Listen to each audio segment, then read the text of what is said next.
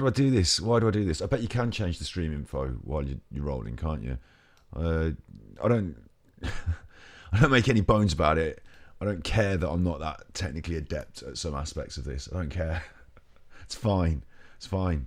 You know, you what you call them. I gained a viewer then. I gained a viewer, and then I lost them because I turned it off. Your account manager, what is he called? Your social media manager's telling you, oh, that's bad. What you're doing, naughty. Look. So let's talk about what we're talking about. Let's carry on. So I said that racism, why am I on Twitch when it's the day off Twitch day? Right, okay. Got it. Flowing in that. Racism appalling. Don't stand for any of it. Won't stand for any of it. But this week was supposed to be a special week for us on stream, for me. I don't know, it wasn't really, no one penciled it in. But what happened was, I went to the, this is so chuffy and random. I went to the hospital to have my little throat, got that sore bit in my throat, the gland, the swollen bit of a gland. But, I worry, is that the cancer? Is that the head cancer? I never said that on stream. Is that the head cancer? We talked about having my, sore bit in my throat, didn't we? A little, maybe we did, maybe you don't remember, whatever. By the by, I'm not going to make a big thing of it. I'm going to go to the doctor and get it checked and find out what it is. I did that. So that's what I did. And it's nothing. Don't worry. There's nothing wrong with me. He was like, suck a lemon bonbon. Suck a lemon bonbon, mate. Get out of here. But it was a really good experience in a way. To be honest, my throat does feel a little bit sore because I was poking around it with it. You expect... They've got all these tools. I was in the room and I was looking at all the stuff, and they had all these drawers of like spatulas and tools and pipes and all this plastic gear, all this lovely hospital gear. When it came to my turn, he just got the wooden lolly stick out, didn't he? He's got the woolly. He was like, stick out your tongue. Get in there with the lolly stick. Can you feel that lolly stick? This is what it's like to swallow a magnum whole. Do you have a magnum in the Americas? Do you have a magnum? I bet you don't, do you? A magnum's a gun, isn't it? I'm not talking about a gun. I'm not talking about a gun, you chuffer. I'm talking about an ice lolly. Like, frozen milk. We don't eat milk because we're vegan, but, frozen, it's on a stick. The stick's wood. Big wood stick. He got the wood stick and he was in my throat with the wood stick. So he's like, your throat's all right, mate. You can go home. Don't you worry about the old head cancer. It's not a biopsy, is it? It's not. I was thinking, what I'm going to do? They're going to probably take a little, little sample, put it through the microscope. It's not one of them. It's just to look at it, get out of here. But it set my mind at rest in a way, having that wooden stick treatment. The thing was that we had quite an emotional Mental Health Monday. We do Mental Health Monday every Monday, 8 p.m. GMT. That's what we do here. We do that every Monday, 8 p.m. GMT. In fact, we could see that, couldn't we? If I had it on this list of channels, which I forgot to put it on the list of channels at the bottom, so I'm an idiot. But we do that every Monday, and we had quite an emotional one this Monday, and I talked about the reason I stream and stuff like that. It's on the channel, you can see it, can't you? And yeah, so we did that. And then I went to the doctor, and he poked around, and he get out. You haven't got head cancer. So I felt kind of like, woo, dodged a bullet there. I haven't got the old head cancer. Wee. How do I explain this? I didn't think I did have the head cancer really, but on the way in there, you kind of think, you worry a little bit, but I don't really, because I wasn't going to worry until they told me to worry, but I didn't worry. But the end result was I felt like, free, in the clear, dodged a bullet there, and that's good. Positive feeling, isn't it? Get the all clear from the doctor, positive feeling. So what I did with that, I reflected, took the dog for a walk and stuff, and I reflected on how far we'd come this year as a Ganji Puka Warrior crew. Because I started streaming at the start of the year. We talked about it yesterday on Monday. Wednesday, I forget what the days are. On Monday, we talked about it. I'd been through a hard 2 years, and started streaming. And whatever the goals, the vision, the manifesto to create content that's of value and all that business. I was supposed to be doing that today. I was supposed to be doing art today. We'll come on to that. I thought about all that, and I thought about how regular, how consistent Mental Health Monday had become. and how that was the thing that was growing because it was consistent. And how really what I talked about this on stream the other day, what I really need to do is be consistent with the other days, to be here every Wednesday for art, every Friday for fun. And then, you repeat that and you repeat that theme. You start getting the interviews in on the weekends or the days fitted in. We build, we grow. And I was reflecting on that. And of course, I was thinking how long it's been since I started streaming. Nan died in December and I didn't start in January, but the process of me started in January. In my mind, I was going to become a streamer, or I was going to try. And then we had that amazing. I looked at my channel stats or whatever. We had that amazing first impetus. We hit affiliate. There was a little break. Where I missed 1 week where I kind of felt really down myself. Some weeks I'm gonna the steamrollering, the snowballing. I allow that to sort of stutter, and the logarithms don't like that, do they? But I rebranded a little bit now, and I sort of counted on my fingers. We've been doing it sort of 8 months, 9 months coming on. This last part of this year, we're going to push on, and the last part of this year is going to be officially. It's going to mark 1 year streaming, isn't it? When we roll around to New Year, it's going to come around quick. So I've got to make sure that we keep improving and pushing. So I'd set that all in my mind, thought about all those things. And then I came home, and what I did was I watched some documentaries about hospitals, not like big, expensive camera documentaries, like reality TV, fly on the wall. We're in the ER,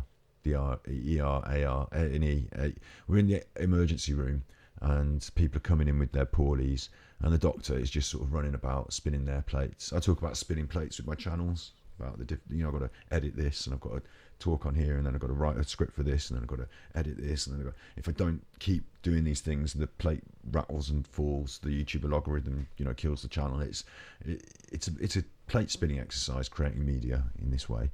And if you've only got one plate to spin, it could be a lot more easier to be focused and to keep that plate spinning and shaped nicely. And if you're doing more, it can be more difficult, whatever. But the doctor was doing that same sort of process. People were coming in, they had all sorts of problems. They were serious, it was in ANR and it was ER on accident emergency on the telly. So, of course, they were the serious ones with the bad cuts on their head and the need to get a scan on this, please, and, don't move that leg. Those sort of things. And, it's serious business. So I was watching it and I was finding it quite emotional, to be honest, because I was watching these people go through these emotional traumas, things that I felt I'd narrowly just avoided myself. Been up the doctors, got the old checkup, found out everything was all right. I felt there, but for the grace of God go I. And of course, with the accident and emergencies, these people are having any of us could just suddenly have an accident, couldn't we? Suddenly have an accident. So that's the whole thing, isn't it? So I was feeling very grateful was the word, grateful. And so I went to bed last night saying to myself, a little tear, and the doctor as well. I tell you what, I should have, maybe one day it will be one of these channels where I watch other content and talk about it. As it's, I don't know if I should get up Channel 5's broadcast from last night and view it, and where that's going to leave us on the old DMCA copyright. Other people seem to just do react, don't they? And it doesn't seem to be a trouble to them, but YouTube doesn't like me doing anything. Like if you even put a little clip of like Rick and Morty, they're like, oh, have you seen Rick and Morty? Have you talked about it? Have you got a little clip in your grind findings? Right, well, we're going to have to talk about that. But I think that one's all right. Grind findings, go and watch it. Look, it's up there on the telly. I've got a telly as a monitor. You've got whatever you're watching it in. It's there on the YouTube Ganji Cuts grind findings, worth a watch. So I went to bed thinking, we're pushing forward, we're achieving something. I'm feeling good. I'm feeling positive about it. Tomorrow we're going to do the first thing in the new thing, which is this Monday, Wednesday, Friday consistency. We're going to do a new thing tomorrow. I'm going to just stream on a Wednesday night. I'm doing it now. It's not major, is it? It's just no major. But what ended up happening was today I got a little bit of a tizzy about it. I was just going to carry on with the art history. Opened up the art history things, did some looking, got overwhelmed. Got overwhelmed with the amount of history that there is in art. And I was like, surely if we're doing Persia, should we do Egypt now and this? And I was looking at all these art things and I thought, Maybe I should have just opened stream when I was doing that, and we could have talked about it then. That would have been the stream, wouldn't it? That would have been fine. But instead, I got overwhelmed. I tried to write a little thing, and I didn't, and I did. And then I was looking at the news articles and thinking, oh, we should really talk about this. And then all this going on, I saw a tweet. I had the old tweeter out, didn't I? I had the old tweeter out. I saw a tweet. I stand by the day off Twitter hashtag. I stand by that. I stand by the chuffer. I stand by the chuffer. So what am I doing? I stand by the chuffing day off Twitter thing, and I'm not on Twitter. Sorry, on Twitch. I didn't realise it was today. Oh no, because today's the first day of my new consistency. So as much as I stand by their cause and principle, it's also really important to me that I switch on stream today. So I'm late, of course. This is supposed to start at 8 o'clock if it's going to be consistent with anything. It doesn't have to. I've got to make the rules up myself. But I was going to be on at 6, then 7, then 8 as I angsted and knitted my brow and furrowed my fingers. I was really anxious over that. So I don't want to not support that cause, but at the same time, I'm not educated enough about it. I have a really clear stance on the old racism, which I said just at the start, didn't I? Which was absolutely bad, not intolerable all forms. Not going to make it seem lesser than it is by saying, oh, it's just silly kids on the internet being idiots. I'm just going to say absolutely no. I think it's bad, and we need to do everything we can. If someone's going to go through the trouble of organising a community campaign for this sort of thing, then I'm going to join in. Really, I'm not. Well, at least I'm not going to stand against. I'm not going to stand against it, am I? Absolutely not doing that. But at the same time, the way I feel is it's these people with the agents. Like the person who did the tweet, she's got an agent. I'm telling you. I don't know. Maybe she hasn't. Maybe she does it all herself. But her content looks very produced. She's definitely got an editor. She's definitely not doing all the hard work that I'm chuffing to. I mean, bless her, she's doing some really good work and good content. I'm not naming and shaming anyone. I'm just saying that, these people are in an industry. They're making lots of money, and they're seen, and, maybe even the smaller ones. I still don't feel like I'm one of them. Like their tweet, I'll tell you what I mean. No one sent me an email. No one sent me a tweet. Scotty Hottie, do you want to join in with our campaign? I guess they didn't send it to anyone, did they? It's up to you to find it and view it and involved and have a look and find out. And I'm going to do the hashtag as well. No. Maybe that's the thing. But I just feel it's a sort of something somebody else's thing. That's why I didn't know about it until today. I knew about it in principle, but I didn't know it was today. And only because today I was looking at the way I was about to present my content did I discover that it was. So here we are talking about it. And will it make a difference? No. I agree with Asmongold. I don't know if you've seen Asmongold's take. I'm not going to bring it up again here. It was an interesting take. There are some things that we can agree with wholeheartedly, and there are some things that maybe I'm going to slightly disagree with. But I do love Asmongold, and I do think he has a kind heart and he's a good person. And I do agree that it's obvious that his content is patriarchally warped. He's got a lot of young boys being young lads in the comments, and the way that warps. I mean, he talks to the boys, doesn't he? Not to everyone, but to the boys. All right, boys. This is a standard societal sort of patriarchal hangover of assuming everyone's male because I am. I don't know, and assuming, and they'll critique me for that. They'll say, "Oh, but most people that play World of Warcraft are male," and well, this is the whole point, isn't it? This is why when a girl walks into the pool hall, I can't even say pool, snooker room.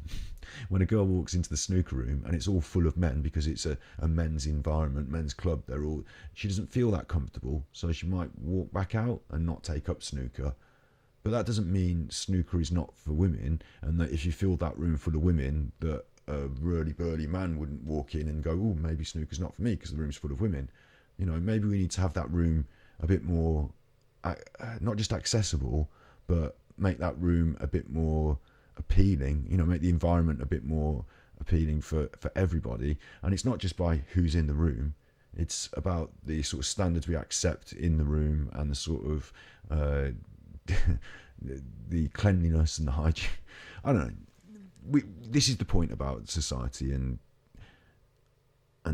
I'm not trying to. I'm being careful here not to say like we have to be more equal and we have to be more equality. I understand that the whole principle of equality, which is a good principle at heart, don't let anyone tell you it's not. Don't let any of these silly Jordan Petersons try and disillusion you and confuse you. It's very important, but also it's being driven now by corporations, by corporate entities who are legally obliged to adhere to some form of equality promotion, and so it takes on the language of marketing and corporation in ways. You know, we're talking vague here, aren't we? We're talking vague here. So that does happen, of course.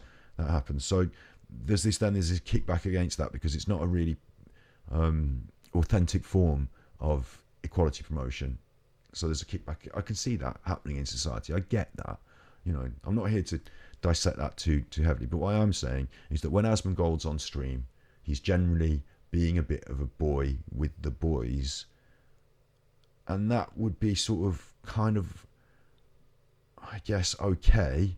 I mean, I have been that. I'm a boy. I've been that with the lads having fun. But now I understand it from this point of view of like, you know, who's in the room? What are we? How are we creating that room? What's our environment like? And he's also a very charismatic leader. So I feel it's important that we, people that are on the Twitch today, Asmongold, I feel that we should understand these things. You know, learn a bit about sociology, about gender equality, and the psychology of what it's like to enter these rooms, how we can change these things, why it's important that we do, and then careful with our language, because it's only language that's creating that room. Okay, there's a lot of boys in the chat. Okay, yeah, fair enough. There's a lot of boys in the room, but every time you talk exclusively to them, every time I say, "What's up, y'all? It's me. It's your boy Asmongold."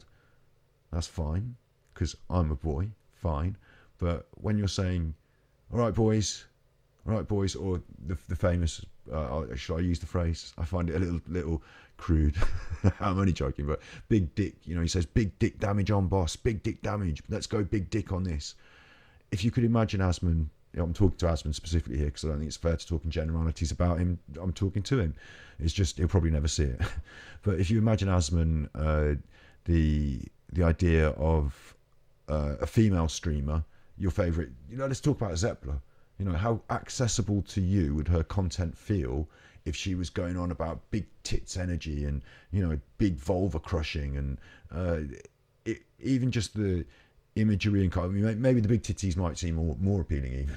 I'm joking here, and that joke even itself, you know what I mean, a boyish joke between boys live on the internet. See what I mean? See how easy it is for a boy to fall into these patriarchal traps. So thinking carefully about how we present ourselves, the words we say, the language we create, the rooms we create is really important, because when we do that, we open that door to these other people to fill that room, and suddenly you'll find your chat isn't full of stupid teenage boys. There's a word that's bandied around in Asmongold world that is probably not bandied around so much anymore, the word spurg, which is a shortened version of Asperger's.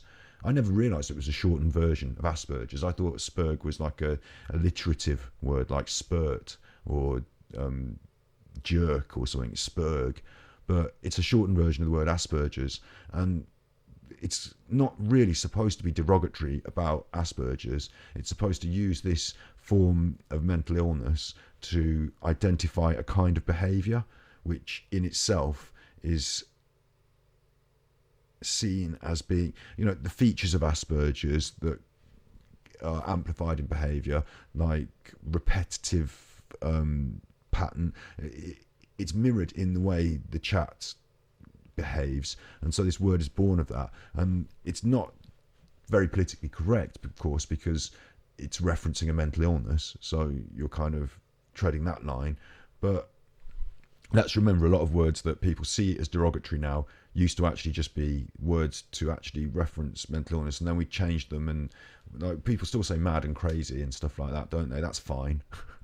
There's lots of grey areas, and we shouldn't be too quick and careful to sort of cancel someone for saying a word. What's important is the intent. But the reason I was bringing this up anyway was to just say that your chat is formed because of the leadership and the room you create, and okay, the game, and okay, the culture and this and that, and you can create more of a laddish culture. That's okay, but the door should be open to the rest of the world if you want to be a ethical or thoughtful broadcaster. If you don't care about that, that's fine. If you want to just be an ignorant lad, then be an ignorant lad. That's fine. You can be as laddie as you want. No one's going to sort of I don't think people should be too mean about that. But what I think is sad is when someone's very intelligent and open-minded, like Asmongold, and doesn't want to be like the king of the boys club. He's not a jock. He's not like the thick-headed idiot. He actually is a kind-hearted, open-hearted person. And the sad thing is that because of just the natural way that you just talk, because when we grew up, me and Asmongold, when we grew up, the world was different. We didn't have this influence of this wide net of, like, I wouldn't have seen the tweet about the movement. I wouldn't have been able to engage with the ideas. So progress was slower. Things are fluid now. Things are very quick. You know, we can pick something up, we can point it out, we can change it quick. You know, someone can be flying high and cancelled overnight. Someone can be brought to task. You know what I mean? And then everyone sees it and says, "Oh, I see it. I understand that. I get that. Okay, clear. Let's move from there." And whereas in the past, you would hear the same racist joke in pub after pub after pub, and even if you told someone off in every pub, now the racist joke you said once in the public sphere of media. You know what these concepts, I mean, like the concepts of these things, they're shut down. Everyone knows where the lines are drawn very quickly. It's different. Like me and Asmund grew up in this world where things were different, and it wasn't even seen as that negative to be, the boys. Nowadays, you understand what I'm saying here? Back in the day, you would have got a film like The Goonies or something like that. Every character, white male, the boys. Now, the same film will be a mixture of different ethnicities and cultures to try and wider represent a cross-section of society, different genders. It just definitely wouldn't it? Sexual orientations, whatever. And it's not just because of a sort of... it's not just because there's a... It is also... it's tied together. There is a cultural push for this to happen because we want it to show these things so that we're making these good rooms that everyone can engage with and be, I can see a representation of me on the screen. I can strive. I can have the same dreams as every other child, that sort of thing. Absolutely. But also there's a sort of, because it's inauthentic, because it's a forced hand, because the writers didn't sit down and say, what I really want to write about is a diverse group, because those voices aren't being brought. Even some of these collages of authenticity, these fake or these collages of diversity are created by white males who are saying we need more diversity. Like the CEO of Blizzard. I'm not going to get into particular. What I'm trying to say is that. A great example I used to love was the Spice Girls in our country. We had this popular girl group when I was growing up through the 90s that were promoting girl power, a sort of facile feminism. And the joke was that, of course, the managers, the producers, the money men, the executives, the lawyers, all the people who made money off them were men. So the Spice Girls girl power was just a sort of, it was a token gesture by the men to sort of give it was part of a movement, and of course feminism would look back on the Spice Girls and say, they did important things, creating this voice, this statement in public. But let's remember who made the money, who called the shots. Yeah, and once they got famous, maybe they called their own shots and things went a bit different. Victoria got married to David Beckham, didn't she? And so they became a power couple. I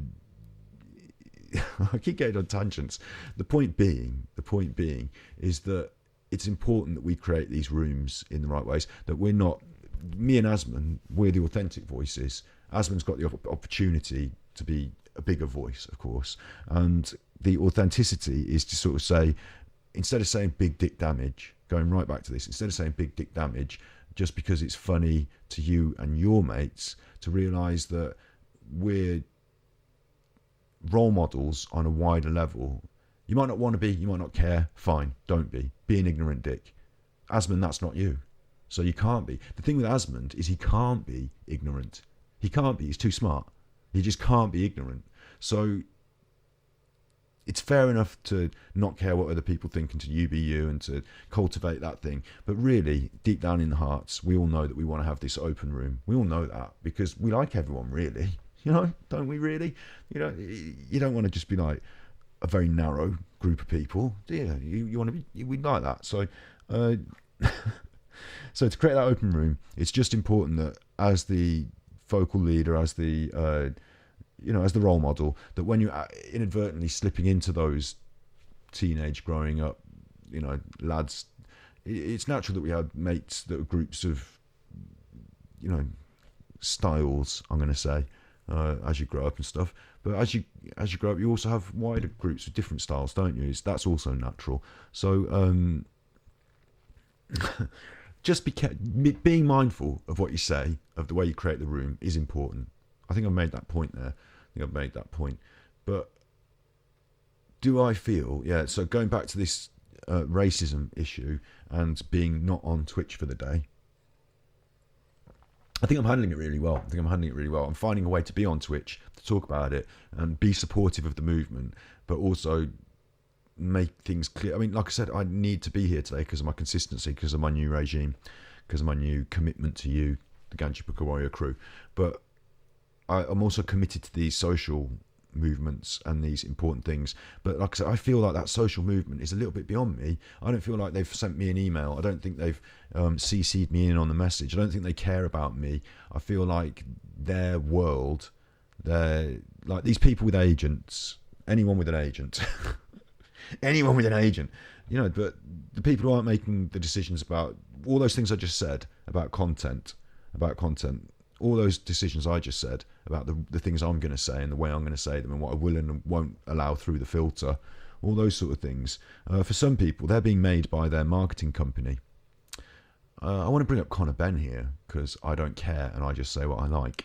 Conor Benn's a boxer and his dad's Nigel Benn. Nigel Benn's beloved by the British people. We love him. He is a warrior soul. He found religion after his career ended. He was a party animal. He beat a man into a coma and the man never recovered, and to this day is can't walk properly, can't think properly, can't see properly. It's quite a famous story, the Nigel Benn story, and Gerald McLennan. So these things have happened. He's lived this life, and he's very, when you watch the recent meeting of him and Gerald McLennan, they reunited them for a documentary, and it was very emotional. And Nigel was very, very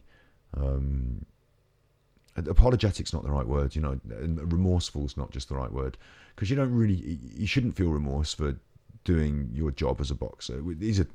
This is a different topic, but he does in ways. But the thing he feels remorse for is not that; it's just the way it ended up. And he's such a beautiful soul, Nigel is. So he's born this child, Conor, who's had a lot of. I'm going to be careful in what I say here because I'm a bit like Conor. I've had a lot of breaks that I'm lucky for, that my parents worked hard to provide for me, and I didn't have to go through the same struggles as they did. That's the general point here. And Conor has had an easier life than his father up to now. He's had his own struggles, he's had his own difficulties, but let's not beat around the bush. Conor's had a different life to his father and is a bit of the old silver spoon, a bit of the old... He's not lived in poverty, let's put it that way. And he's become a boxer. And of course, because his dad is a boxer, Nigel Benn, we all love him. When you hear his son, Conor's going to be a boxer, you're like, yes, let's have a watch of that. A new Nigel Benn. Look, he moves like him. Look, he looks a bit like him. Go on, the old Nigel Benn. The nostalgia, I love it. So there's a lot of support for him. And the marketing companies behind him are able to harness that. Great. All he has to do now is live up to his father's name and become a decent... He doesn't have to be world class, doesn't have to dominate, just has to get into that level, that sphere, stand a chance, to allow us to get behind him. We don't need, in the UK, we don't need people to be world champions. We just need them to be competitors, So he has to try, he has to go up to a certain level, competitive at a high level, of course. He needs to have a shot in him. But yeah, we'll get behind him. So that's all good, isn't it? That's all good. The marketing team were behind him, signing him up. And then a few years into this process, we started to realise that Conor Benn was a massive cock. We started to realise that he was arrogant, that he hadn't learned any humility, that he hadn't realised that his place in life was through luck and good fortune, and that he's not some God-gifted talent. He actually thinks he's some special person and probably better than you. And you can tell by the way he talks and the way he acts.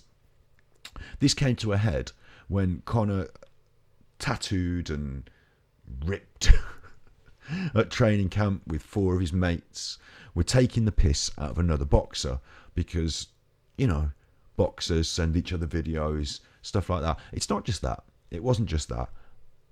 It was because they're mean people who sit around a table and say mean things about people. You know, sometimes boxers can play up to the camera, oh, I'm going to punch you in, oh, you were such an idiot, oh, this, you know, Conor McGregor, this, that, and the other. Conor McGregor then doesn't go home and sit with his wife and say, oh, that fucking cunt, and I swear the bad words. I didn't. I obliterated them from my mouth by not vocalising them, so let's pretend that that's fine. They don't go home and say, oh, what a chuffer and chuffer. They don't go in the one-stop shop, you know, the newsagents, the 7-Eleven, and when they're buying their, you know, confectionery, say, oh, chuff you chuffer, there's your change, why don't you pick it up off the floor, you chuffer, ah, you poor chuffer, oh, you ain't got no money, oh, you're a chuffing wanker. You know, they don't do that. They don't do that. But Conor does.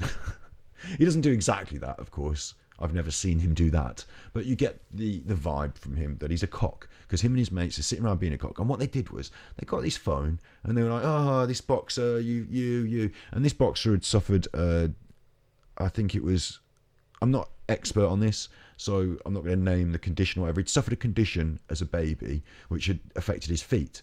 So what they did was they got pictures of disabled babies who were suffering these conditions, and they were showing them and going, aha, happy feet, happy feet, aha, happy feet.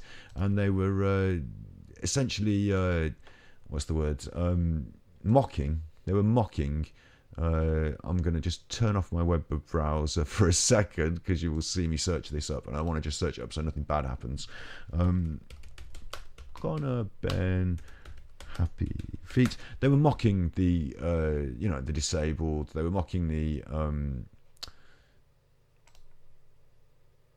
This isn't the original story, but this will do. This, I know it won't do. It's the Sun. I don't want to see the Sun, please. The Sun's a bad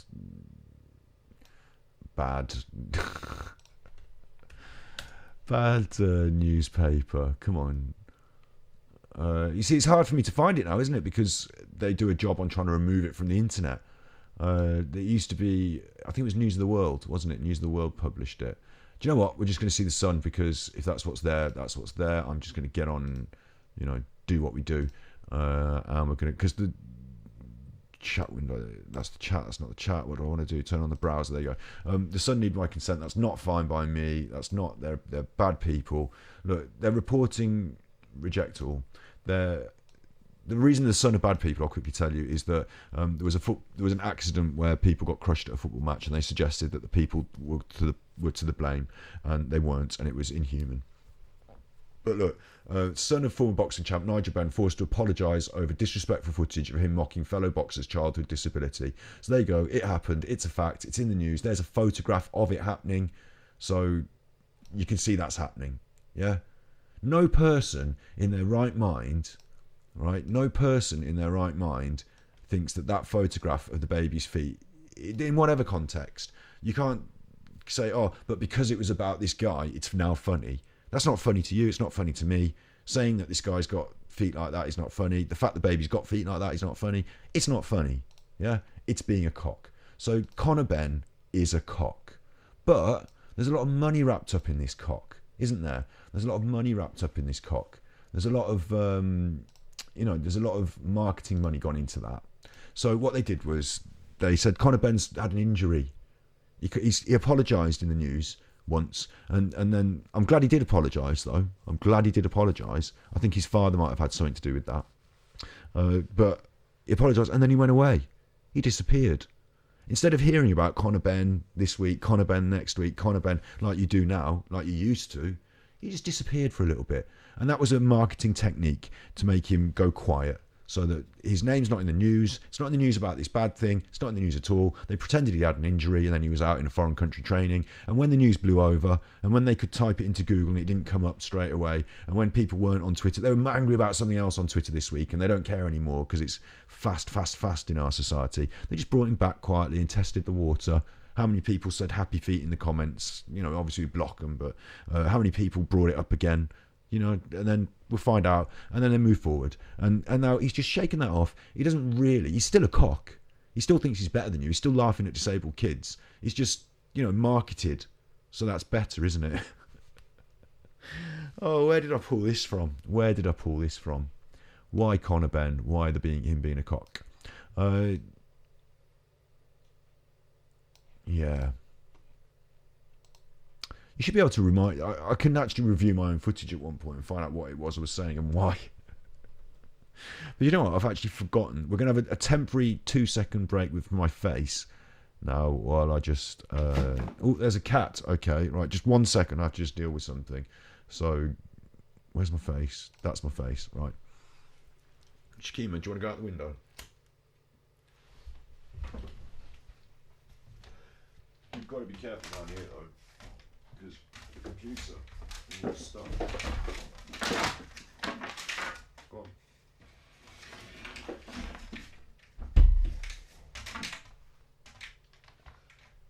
Oh dear, I have actually forgotten. I've fully forgotten why I was talking about Conor Benn in the first place. You know, if you're here listening, you're the only person that can save me. Tell me in chat what the chuff I was talking about. Please, I thank you. Let's get my face back. So, I was talking about Asman, about creating this room, about what an obligation we have. Me streaming, my commitment to today, and then how I'm going to get around it by doing this instead, by having a chat, and not really being here, but being here. We're supposed to talk about art today, and I did research some art, and I looked at it, and I wasn't really feeling it for these reasons, because I had this brewing inside me, and because yesterday I felt so grateful, but like the gratitude comes from a place of cat business. The gratitude comes from a place of sadness, in a way, of like I was watching other people's suffering and sorrow, and I was a bit sad about it. There's one other thing I really wanted to bring up as well, that I watched this podcast with Lex Fridman and the lady from North Korea whose name I've forgotten how to pronounce, and I don't want to butcher it, so I'm just going to say an interesting podcast on Lex Fridman's channel. And some of her opinions I don't agree with, some of her opinions I don't agree with. They both seem to like Jordan Peterson, which I can't fathom. We should talk about that one day when I've written the script properly, or maybe I should just yab about it. Yeah, so that was bringing me to tears and making me think about things. I think it is important that she was saying, okay, I'll unpack this a little bit. She was saying we shouldn't talk about animal rights before we sort of fixed human rights, because there's a lot of children out there who are in trouble in difficult ways, and you know, North Korea being one example, but there being other examples as well. And how can we be fundraising for animal charities when humans need help? And I kind of agree with that. I think we should look at our priorities, but then I also think that it's a case of throwing lots and lots of darts at this problem, and the way that humanity works, you know, in small pockets, in little ways, flourishing ideas and bigger picture things coming together, that it is important that we do these things. Animals don't have a voice. Somebody has to be their voice. Same for disadvantaged children, of course, but I guess, you know, we need some voices for all these things, yeah. And whilst I agree with the priorities thing, like this is a good example of this, the Asmongold perspective and this whole movement, is these little things are important. That the things Asmongold says on his chat, whether he chooses to moderate his language as well as his chat, whether he chooses to educate himself on the reasons for moderating that language, whether he wants to look into it, whether he's interested, or whether, you know, not bothered, or whether he's formed an opinion already, or whether that opinion can be fluid. These things are important, yeah. So they create the culture and the landscape that the other change can fuel on and feed from and grow in. So I'm not really here. I agree with the movement. but I also don't think I got invited. No, I'm not really part of that. Oh, that was it. It was about marketing, wasn't it? It was about marketing. You see, I got all the way back to my point, which was that if you're one of these people with an agent, if you're at that level, you're making your tweets, you're in the movement, you're seen to do it. It's possibly completely your opinion, but it's possibly also that a certain group of marketing people have decided to agree with this. I don't know, but those sorts of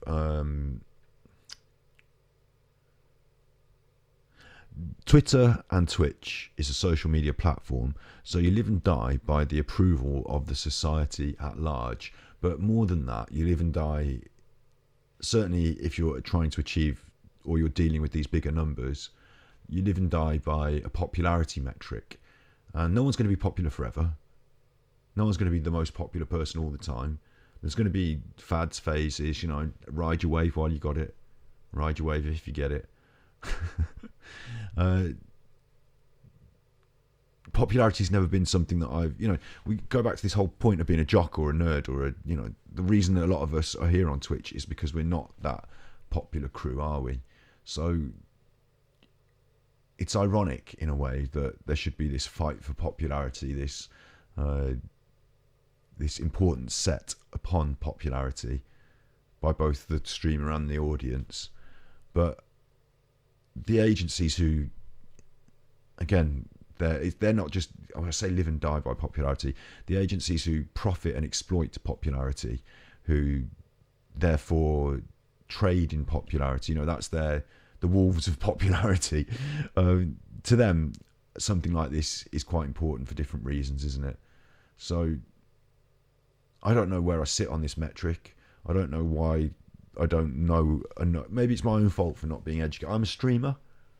Maybe somewhere along the lines there was a memo that never went out that streamers should always read this Twitch feed and streamers should always see this piece of information, and that the community, might just be a bubble that think they're the community.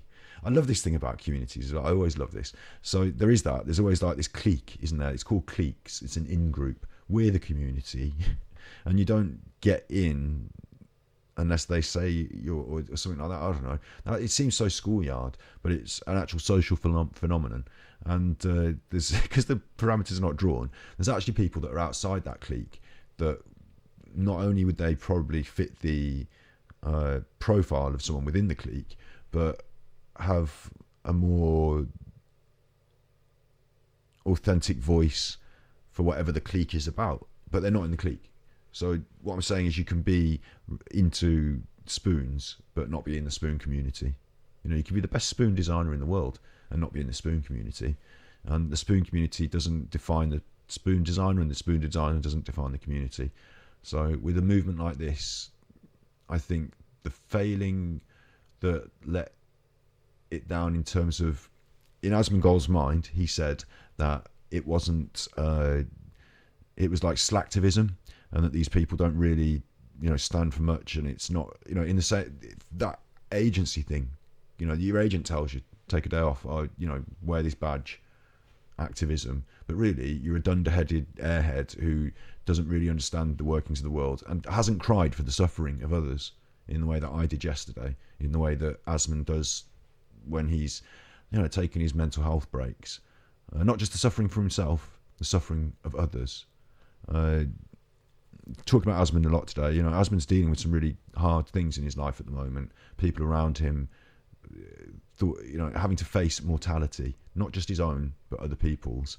And it's hard, it's natural, it's real. Something he's going to have to go through. I wish I could put my arm around him and help him. But, he understands about being a warrior when you need to be. But he also understands that warriors, have soft centres and protect the innocent. That's the whole point, isn't it? That heroes come from this flame of goodness. So, we have souls and they need to be nurtured. So, I get diverted, I get diverged, I lose my, I go on a tangent, I lose my way. So I really feel overall, I really feel that there's both ends of this. I don't know where I sit on it. I think it's important that we stand together against racism, but I agree that if you're not going to live that life, you know, I'll tell you what I've really struggled with this last year. I'll tell you something I've really struggled with is that I haven't been able to go and protest because I believe that we shouldn't be grouping up in big numbers because of the COVID.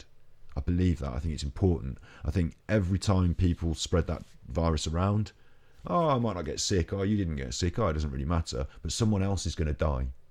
There's 100 people a day dying in my country because someone else sneezed on the bus, didn't want to wear a mask in a shop. You know, there's 100 people a day dying. They're not catching it off just, you know, out of the oxygen falling from the sky. It's coming from other people spreading it around. Still, they still haven't managed to figure that one. Still haven't managed to stop that. So because I feel so strongly about that, I don't want to be participating in the deaths of others. Up till now, I've done a very good job, you know, not killing anyone with my negligence.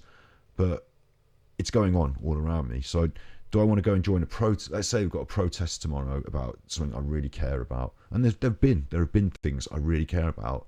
Not don't wear a mask. I don't want to go to that protest. That sounds silly. But there was recently a protest in the UK about banning the bill. They designed a bill to make protesting illegal in different ways. If it was too loud, if it was a nuisance for the police. And it's just terrible.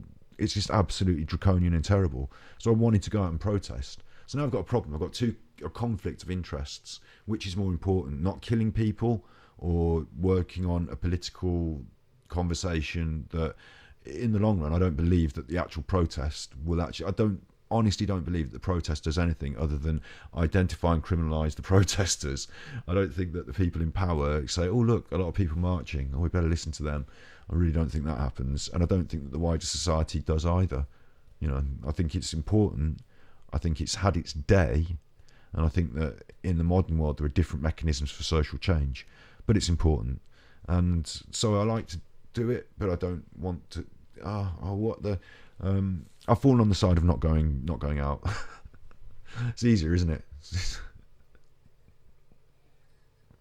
But I still want to protest, so maybe I shouldn't be on here today because it's a protest, you know. But doing nothing, not going out. If there was a protest tomorrow where I didn't have to go out, I could achieve that, and you wouldn't know if I was in the protest or not because I'm not going out. Not being on Twitch today, Asman might not believe in it. He's not on Twitch. Someone who does believe in it, they're not on Twitch. How do you know? The protesting has to be proactive. It can't be. I'm just forming this idea now. I'm just saying it. Protesting has to be proactive. It can't be. I understand in some ways not doing something, passive aggression can work to achieve an end, of course. And I'm not saying we should be aggressive in our actions. I'm not saying it should be a fight or whatever. But I don't know. I just think that maybe it's a bit surface level. Maybe it's a bit shallow just to say I'm not going to stream today. And then tomorrow I'm going to get back onto talking about, because I chuff about a lot. Last night I was crying for North Korean children. I can't just say it here on Twitch. I shouldn't just say it, should I? I should have come on and cried and proved it. Pixar, it didn't happen. You know, last night I was moved to tears by the efforts of the doctors, the valiant doctors in the emergency rooms. And tomorrow I might be chuffing on about Ganjibus and Fortnite. I get it. There's an important. I have to try and find a way of balancing that. We're entertainment here, aren't we, essentially? So if I was going on about all this horror in the world all the time, it's not going to be entertaining, and it's not going to achieve what I want by growing a media product. And, you know, when we do talk about it, no one's going to listen. I want to talk about it sometimes and people listen, you know, sometimes and people listen, like we're doing now, hopefully. So, you know, it's important, though. It's important. It's important to me anyway. But I don't know if, like, this, I'd never heard the term slacktivist until Asman said it the other day. But I agree, you know, it's such a wonderful word. It's so easy to just say, oh, I'll buy the sticker then, I'll wear the badge. Oh, I gave £2.50 to that thing. You know, even giving the money, which is really massive, is relative. If you've got a lot of money and you just give a little bit away, like, you know, the same as you might just throw some away on a chocolate bar or a cup of coffee, how important is that in your soul to somebody who has to worry about that small amount of money and yet chooses to still give it up, you know? Yeah, but also it's not just handing out your money is not. I'm finding it tough because over the last year I've not done anything myself to say, oh, but this is what I've done. So, you know, virtue signaling is a silly term. It's important to raise the idea of the good things that people do in life. It's important to show and celebrate them. So virtue signaling is a silly idea. But, you know, I'm not here to say, oh, I'm so special and I've done it. I'm here to worry about it and talk about why I'm worried about it. Because I have to, because I'm here doing it. So, yeah, so for Asman, I agree the slacktivism label is apt for a lot of people, and I'm not pointing fingers at anyone. I think for some other people it might not be. For some other people, a day off Twitch is just one thing in many that they've done to try and make the world better this year. You know, it's just one thing that they've done in terms of a protest. I know some people who've stood on the streets. Maybe I shouldn't describe exactly what their protests are like, actually, because I don't know. I know some people who've done some quite reasonable, not unreasonable, quite reasonable, but shocking things in the name of social improvement movements. And I'm proud of them, and I feel envious that I wasn't stood with them, that I didn't know about these things and wasn't involved in them. And, you know, I'd like to do more stuff like that. Absolutely. I think that's brilliant. But in my country now, if I choose to do that, I'm definitely going to be criminalised, and I can't afford to become like that. Would mean I could never travel to America. It would mean I could never, like, there are some goals in life that I'd like to achieve that simply attending a protest in our country, should they choose to criminalise me, could completely shut down my life. So I might go there as a media person, but even then you can still fall into this boat of simply being criminalised through being there. So yeah, really difficult things to go through, really difficult ideas to have, thoughts to have. I wish Asmund all the best in the world. I absolutely love him. I think he's brilliant. I think he's a thoughtful, kind person, and I think that conversations like this and the way he thinks are the way forward. I know he's got a difficult job curating that group, I guess you would say. I know that's difficult. Yeah, and also good luck to everyone who's not on Twitch today for that reason, for all those reasons. Good luck to them. Good luck to them for that. I agree with the form of protest in principle. Yeah, absolutely. You know, we want to do a little thing. Yeah, absolutely. Get behind you on. Let's do a little thing. I agree with Asman. That big movement on a platform. Okay, let's talk about this in a different way. I always believe that every little drop of rain creates the storm. So don't ever think you're too small to make a difference. Get involved in a project, get involved in a thing, and we all get involved and it becomes a big thing. I absolutely believe that. Do these things always work? No. Have small grassroots projects. Some small grassroots projects reach extraordinary growth. Others peter out, die at the sprout, and you don't see them, you don't know about them. So what?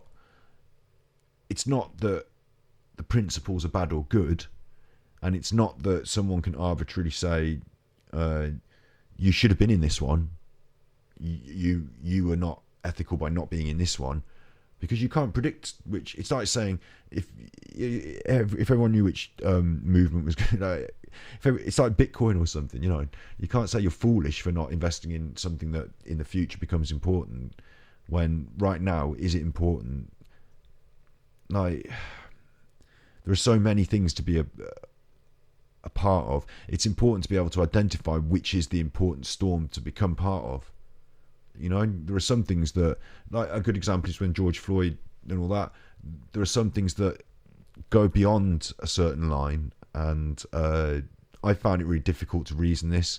I felt, in a way, I said to myself, do you know what, I'm glad I'm not black, because I really would have to think about going out into the streets and protesting, but the COVID thing, you know, that would go on in my mind. And even though I'm not completely white, and Black Lives Matter, for me, I felt like there was just this one step where I could say, again, don't want to go out because of the COVID, but I was able to say, look, okay, they're fighting that. It's happening. Good. I don't need to go out because of the COVID. But I feel wrong saying because I'm not black I shouldn't protest about that. That's silly. Of course, everyone should have protested about it, black or not. Right? But what I'm trying to say is that some things push you to extremes to think, right, you've crossed the line. I'm going to have to, and for some people that was more personal because of race, and also if you're in America, it was much more personal because it's in America. In England, it didn't happen in England, so. What we're protesting about by going on the streets is a principle in general, but in America where it happens, if you're on the streets, you're protesting the actual people that did it. So there's a difference there as well. Levels. Okay, at the COVID, I didn't go out. Again, I didn't go out at the COVID, but it's important to be part of these storms when they are important. Absolutely. When they're potentially. Like when people dabble in a sort of political or ethical, clique, and they want to have a bit of a Twitter mob. Want to have a bit of drama this week. Want to have a bit of a, my opinion is so important. A great way of framing this is that the tweet that's caused me to remember and see all this, was from someone who enjoys all the white privilege that every other, purebred white, good-looking. From a wealthy enough family to have the kit, and the caboodle, got an editor and a lovely, all the kit and all the lovely stuff, They're the ones that are making their little. Not going to take one day off today. One day off. Probably go down the gym. I wonder what they're going to do with their day off when they're not. This is a good point. What are they going to do with their day off? One day off tweets. One day off stream. Are they going to do something to make anybody else's life better? Are they going to actionably improve the lives of people who suffer racism? Are they going to actionably do some sort of activism to change somebody's mind in some way? Or are they going to go down the spa? Are they going to do some shopping? I wonder. That's an important part of this, because that slacktivism, that token gesture because it's popular, that's not good enough. In fact, that tastes bad, doesn't it? That tastes bad. So I can totally see where Asmongold is coming from in that aspect. So picking our battles is important, and understanding the authenticity of the message, being able to trace that message to a movement, to an ideology, to a paradigm, to a goal, understanding and being able to debate, understanding the other side of the opinion, realising what's important, coming together as a collective. Those things don't happen by, we just took a day off. Took a day off today. Went to the golf course. Thought I'd record my YouTube videos. Thought I'd have a go on the dye my hair a different colour. I got different coloured hair. Thought I'd do that, And who am I? Who am I? Once I've switched this off, I'm not going to go and feed some North Koreans, am I? Who am I? It really frustrates me that it's much, much easier for me to have someone deliver me a dead cow burger than it is to, it's much, much easier for me to get someone to murder an animal and churn it up and cook it and bring it round. So that's easier than it is for someone to feed a child on my behalf for my money. Isn't it? It's weird, isn't it? It's weird. It's much, much easier if I wanted to go out now and get really drunk. I could definitely, if I wanted to go out now and get really drunk, that would be very easy. There's a lot of businesses I can think of. 1, 2, 3, 4, 5, 6. Lot of businesses dedicated to helping me get mashed up, smashed on alcohol, damage my liver a little bit more, help me to develop that addiction. There's a lot of businesses set up like that. If I wanted to maybe give my money to a gambling company, a bookie.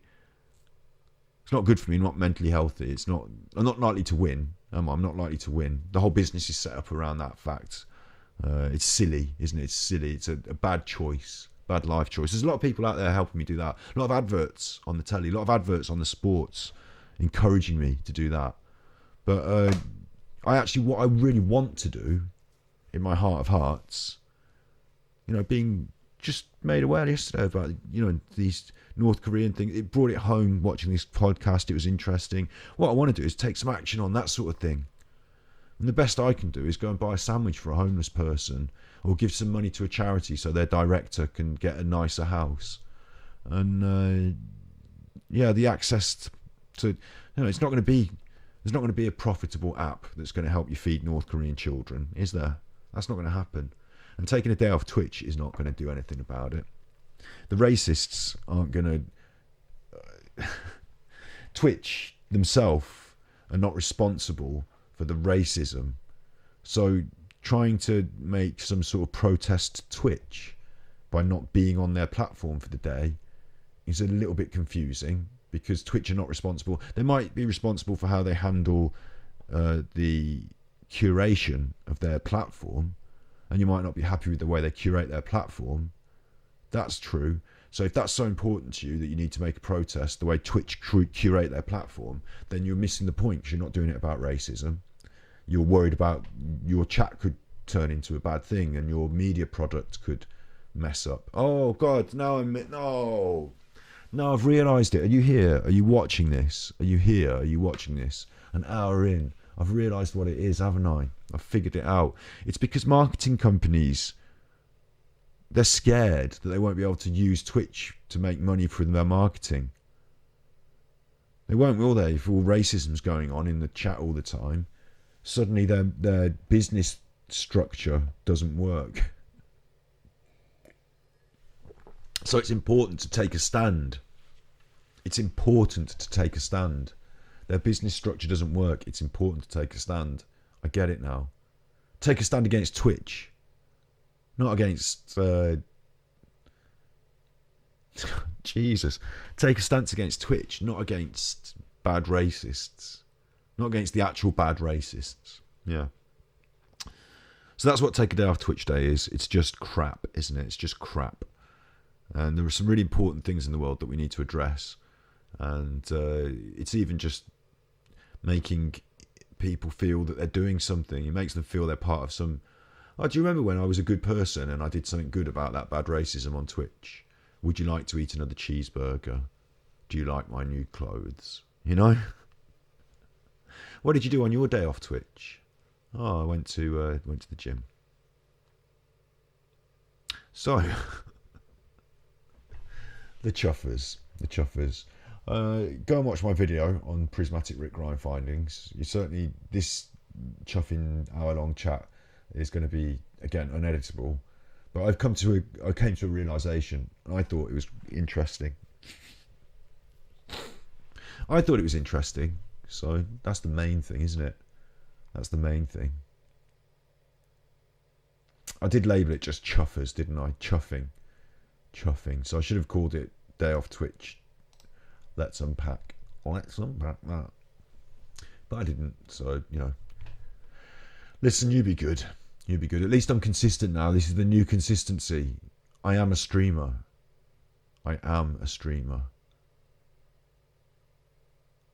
You be good. If you can't be good, you're naughty.